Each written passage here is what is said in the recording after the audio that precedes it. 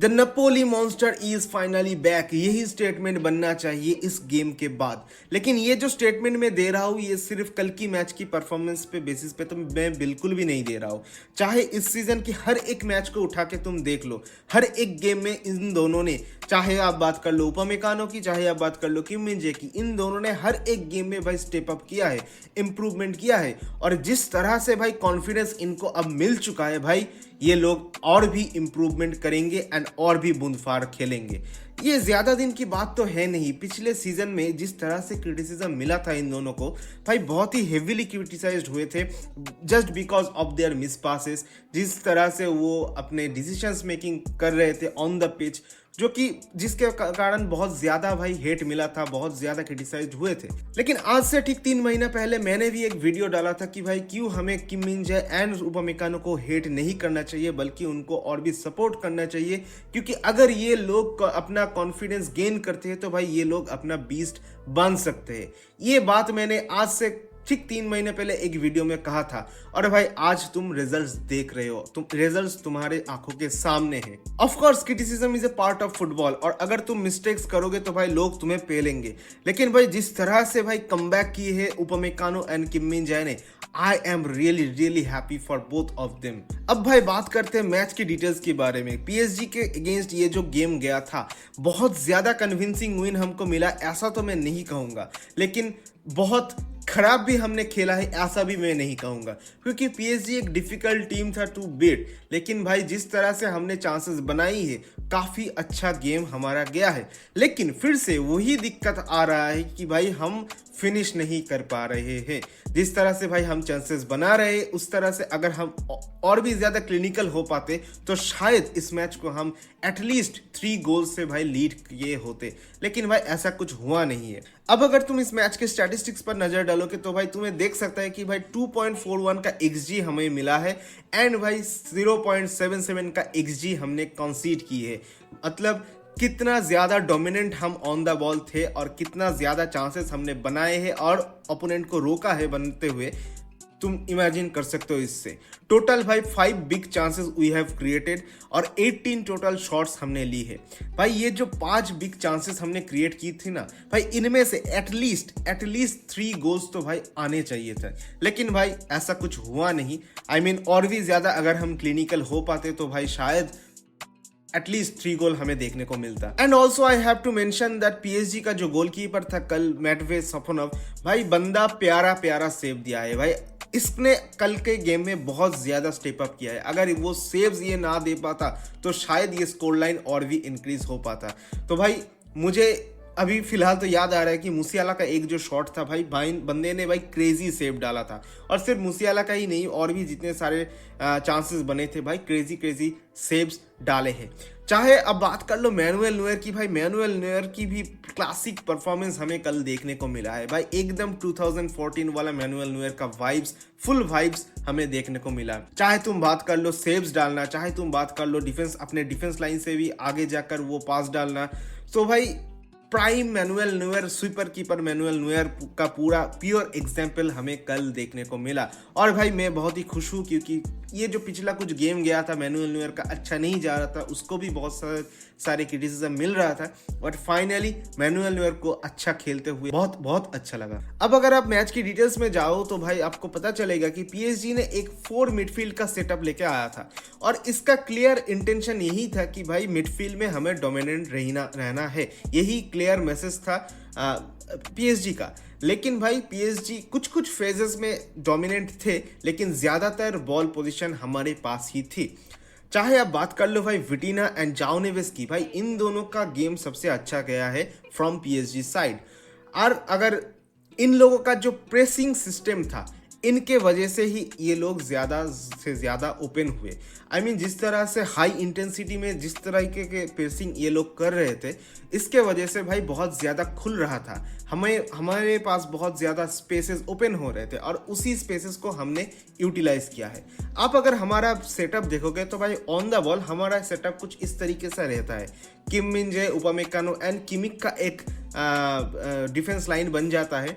लाइमर, Davis दोनों ही ऊपर चढ़ जाते हैं। गोरेस्का के साथ एक मिडफील्ड पेयर बनाते हैं। और भाई केन बहुत ज़्यादा नीचे ड्रॉप करता है, मुसियाला भी ड्रॉप करता है, और भाई बॉल गेन करके ये लोग बॉल पासिस और थ्रूज बॉल डालते हैं इन आवर विंग्स, चाहे वो साने हो चाहे वो कोमान हो। और कल बहुत सारे मौका मिला था भाई कोमान को और साने को, क्योंकि भाई जिस तरह से एक 4-3-3 का एक सेटअप हमने की है भाई, ये बहुत ही प्यारा सेटअप था। केन और मूसियाला, केन जो कि यूजुअली एज ए नंबर 9 खेलता है, लेकिन ये बहुत ज़्यादा ड्रॉप करता है। और इसका ड्रॉप करने का मेन रीज़न यही है कि केन जब भी ड्रॉप करता है तो वो साथ में अपना 2 या फिर 1 डिफेंडर वो खींच के लाता है, और जब भी उसको बॉल मिलता है तो वो बस टर्न करता है एंड भाई पासेस डालता है टू कोमान एंड साने। और इसके वजह से भाई पीएसजी का डिफेंस बहुत ज़्यादा खुलता है और भाई काफ़ी सारे अपॉर्चुनिटीज़ बनते हैं। लेकिन भाई फिर से वही दिक्कत की भाई हमारा फिनिशिंग लैक कर रहा है। अब मैं बात करना चाहता हूँ लेरॉय साने को लेकर। भाई साने को कल जिस तरह का मौका मिला था, एटलीस्ट हमारा स्कोर लाइन 3-0 या फिर 4-0 पे फिनिश होना चाहिए था, लेकिन साने ने जिस तरह से हगा है on the pitch, that is brutal भाई। आई मीन आप 18 मिलियन पर ईयर के सैलरी स्ट्रक्चर पे हो, और आपसे अगर हम इतना सा एक्सपेक्ट तो कर सकते हैं ना, मतलब जिस तरीके की ओपन चांसेस आपको मिला है भाई, आपको गोल्स मारना था, आपको ठीक से ढंग से शूट भी नहीं करना आता, आप सिर्फ अपने गोल ओपोनेंट के गोलकीपर के हाथ में बॉल मार रहे हो, तो भाई कैसे होगा गोल। सो भाई साने का बहुत ही गंदा गेम गया है टू बी ऑनेस्ट, और इसको भाई क्रिटिसिज्म मिलना चाहिए। एक और चीज़ जो कि लोग कहेंगे कि भाई साने ने पिछले कुछ गेम में अच्छा किया था, हाँ मैड्रिड वाले गेम में भाई उसने बहुत ही अच्छा गोल मारा था, उसने हमें बचाया था, ये सब कमेंट्स आने वाला है मुझे पता है। लेकिन भाई इसका मतलब ये नहीं है कि भाई इतना इनकॉन्सिस्टेंट प्लेयर को हम रखेंगे। I mean 18 million per year, ये सैलरी बहुत ही ज़्यादा है भाई, और अगर इतना इनकॉन्सिस्टेंट आप रहोगे तो भाई आपको ना रहना ही बेहतर है। इसके बाद भी मुझे पता नहीं लेरॉय साने को एक्सटेंशन मिलेगा या फिर नहीं, लेकिन एक्सटेंशन मिलने की बात चल रही है जो कि मुझे बिल्कुल भी पसंद नहीं है। चाहे, और ये सिर्फ मैं साने की बात नहीं कर रहा हूँ, चाहे आप बात कर लो सर्ज ग्नैब्री की, ग्नैब्री का भी बहुत ही गंदा फॉर्म जा रहा है इन पिछले कुछ गेम्स में। लास्ट कब ग्नैब्री ने गोल में किया था भाई मुझे तो याद भी नहीं आ रहा। And the main thing is we have to get rid from this kind of wingers. भाई हमें ग्नैब्री बोलो या साने बोलो या कोमान बोलो, भाई हर एक बंदे को भाई अब क्लब से जाना चाहिए, हमें री इन्फोर्समेंट की ज़रूरत है। वैसे कोमान का कल बहुत ही अच्छा गेम गया है। आई मीन जिस तरह का चांसेस उसको मिला था, अगर वो एक चिप करके वो जो शॉट उसने मारा था, अगर वो थोड़ा बहुत कंट्रोल में रहता तो भाई एक और गोल बन सकता था। लेकिन कोमान ने कल पूरा हाकिमी को खा गया है, मतलब बहुत ही क्रेजी परफॉर्मेंस उसने डाला है, और भाई उसका यही चलता है, मतलब पीएसजी के अगेंस्ट कोमान का कुछ अलग ही लेवल का कॉन्फिडेंस आ जाता है और बहुत ही प्यारा परफॉर्मेंस डालता है। इसके पहले भी हमने देखा है, 2020 के फाइनल में भी देखा है। तो भाई ये उसका एक पीएसजी के साथ क्या है मुझे पता नहीं है, लेकिन भाई अच्छा गेम गया है उसका। लेकिन इसका मतलब ये नहीं है कि भाई इतने इनकॉन्सिस्टेंट प्लेयर को हम फिर से रखने की बात करेंगे, भाई नहीं, बिल्कुल भी नहीं। मेरे हिसाब से भाई चाहे वो कोमान हो, चाहे वो साने हो, चाहे वो ग्नैब्री हो, तीनों को भाई अब क्लब से जाना चाहिए एंड हमें भाई री इन्फोर्समेंट की ज़रूरत है। साने का ये 5th सीज़न है बायर्न म्यूनिख के साथ, और उसने अभी तक अपना बेस्ट दिया नहीं है, और भाई मुझे नहीं लगता कि इसके बाद भी उसको ऊपर इतना ज़्यादा ट्रस्ट करना चाहिए। अगर आप बात करो भाई गोरेस्का की, तो भाई पिछले 2 गेम्स में, चाहे वो ऑसबर्ग के अगेंस्ट हो और चाहे वो पीएसजी के अगेंस्ट हो, बंदे ने स्टेप अप किया है, अच्छा गेम गया है गोरेस्का का। और भाई ये जो फैलिना का जो हमें मिस कर रहे थे, फैलिना का एब्सेंस उसने नहीं फील होने दिया।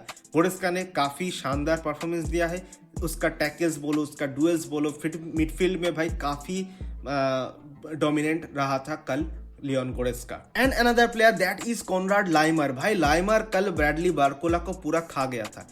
इतना अच्छा परफॉर्मेंस डालेगा लाइमर, मुझे भाई, मैं तो एक्सपेक्ट नहीं कर रहा था टू बी ऑनेस्ट, मैं तो प्रेफर कर रहा था राफेल गुएरेडो को, लेकिन लाइमर ने जिस तरह का परफॉर्मेंस कल डाला है भाई, to be honest I am भाई very happy with the performance of Konrad Laimer. लेकिन एक चीज़ जो कि बहुत ही कंसर्निंग है, दैट इज हम कल बहुत सारे मिस पासेस कर रहे थे, बहुत ज़्यादा बॉल पोजीशन भी लूज कर रहे थे, और इसका एक रीज़न जो कि मुझे लगता है दैट इज पीएसजी का हाई प्रेस। भाई पीएसजी का ये जो प्रेसिंग स्टाइल है भाई बहुत बहुत ज़्यादा हाई इंटेंसिटी में चल रहा था और इसके वजह से मुझे लगता है कि हम थोड़ा बहुत शेकी लग रहे थे। लेकिन अगर अब देखा जाए तो भाई बुंदेसलीगा में कुछ ऐसे टीम्स हम फेस नहीं करते, बहुत ज़्यादा लो ब्लॉक खेलने वाली, बहुत ज़्यादा स्लो गेम खेलने वाली टीम्स को ही हम फेस करते। एक डिफिकल्ट ओपोनेंट जो कि हमें मिला था दैट वाज फ्रैंकफर्ट, दूसरा था भाई लिवरकुशन। ये दोनों टीम हमें मिला था जो कि थोड़ा बहुत डिफिकल्ट था और अच्छा प्रेसिंग कर रहे थे। लेकिन इसके अलावा भाई हमें ऐसा कोई ओपोनेंट नहीं मिला। तो ऑब्वियस सी बात है कि हम यूज टू नहीं है इसके साथ, लेकिन ये इस तरीके का प्रेसिंग भाई हमें और भी अच्छे से कंट्रोल करना पड़ेगा, क्योंकि भाई नॉकआउट फेजेस में अगर हम जाएंगे तो भाई उधर और भी बेहतरीन टीम्स भाई हमारे लिए वेट कर रहे हैं। तो भाई ऑब्वियस सी बात है कि हमें थोड़ा बहुत इन चीज़ों पे ध्यान देना पड़ेगा एंड आई रियली होप कि भाई इन चीज़ों पे कंपनी ध्यान देगा एंड इम्प्रूव करता रहेगा। सो भाई मेरे हिसाब से तो भाई ये काफ़ी अच्छा गेम गया है, लेकिन भाई और भी अच्छा हो सकता था। लेकिन anyways 3 points is what actually matters. 3 point मिल चुका है और हमारा जो अगला 3 गेम बचा है चैंपियंस लीग में वो ज़्यादा डिफिकल्ट तो नहीं लग रहा है कंपैरेटिवली। और ये जो 3 गेम आने वाला है, इन 3 गेमों में भाई हमें अपना गोल डिफरेंस इंक्रीज करना है। अगर हमें टॉप 8 पे फिनिश करना है तो भाई इस साल गोल डिफरेंस बहुत बहुत ज़्यादा क्रूशियल फैक्टर होने वाला है। एंड भाई बाकी जो 3 गेम बचा है, इन तीनों गेम्स में 3 points with a good goal difference, यही एक्सपेक्टेशंस रहेगी। फिलहाल इस गेम को भाई अब तो रहने देना चाहिए एंड भाई हमारा नेक्स्ट फोकस होना चाहिए लिवरकुशन एंड डॉर्टमुंड। भाई बहुत ही क्रेजी गेम्स, बहुत ही क्रेजी वीक्स आने वाला है। तो आई रियली होप कि भाई इस गेम से भी हमने बहुत कुछ सीखा होगा, बहुत सारे इम्प्रूवमेंट अभी भी ज़रूरत है, but let's hope for the best भाई। आई होप कि भाई मैंने सारी चीज़ों को कवर कर लिए है और अगर कुछ चीज़ें मिस हो गया हो तो भाई प्लीज़ मुझे कमेंट करके ज़रूर बताना और वीडियो कैसा लगा वो भी कमेंट करके ज़रूर बताना। अच्छा लगा हो तो भाई लाइक करना, शेयर करना एंड सब्सक्राइब करना मत भूलना। फिर मिलते हैं अगले वाचलों पे।